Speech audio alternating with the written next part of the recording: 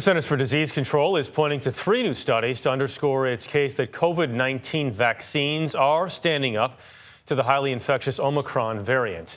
The agency says this is especially true among people who receive booster shots. They tend to be better protected from severe disease, hospitalization, and death.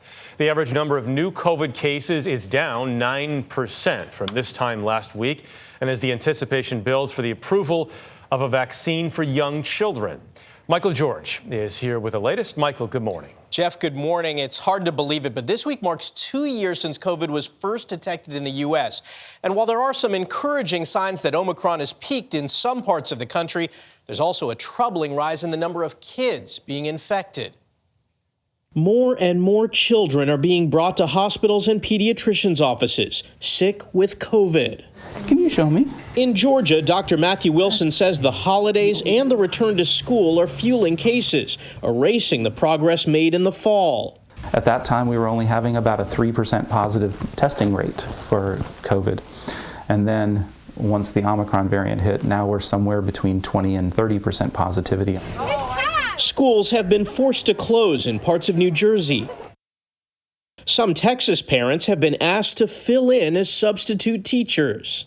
We have a lot of teachers and administrators out because of COVID, either because they have tested positive. And Kansas City's Children's Mercy Hospital set a record with 32 hospitalized children.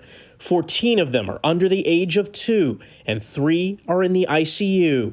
It's sad. It's so unnecessary. Many are unvaccinated, of course, not yet eligible to get a shot. Vaccines and boosters are more important than ever in our fight against Omicron. In California, legislation introduced Thursday would allow children as young as 12 to get an FDA-approved vaccine without a parent's consent. Because of how many people we've gotten vaccinated, the country is in a much stronger position to face Omicron and to deal with COVID going forward. At the White House, hopeful signs in the fight against Omicron were reported Friday. We are starting to see steep declines in areas that were first peaking. So areas of the Northeast, New York, Rhode Island, Connecticut are really starting to come down. That also means that some areas are higher than they had been before. But overall, nationally, the case numbers are coming down, which I consider an optimistic trend. But health officials caution we're not out of the woods yet. They say more than 2,000 Americans are still dying every day from COVID, so mask mandates are still necessary. Jeff? Michael, thank you.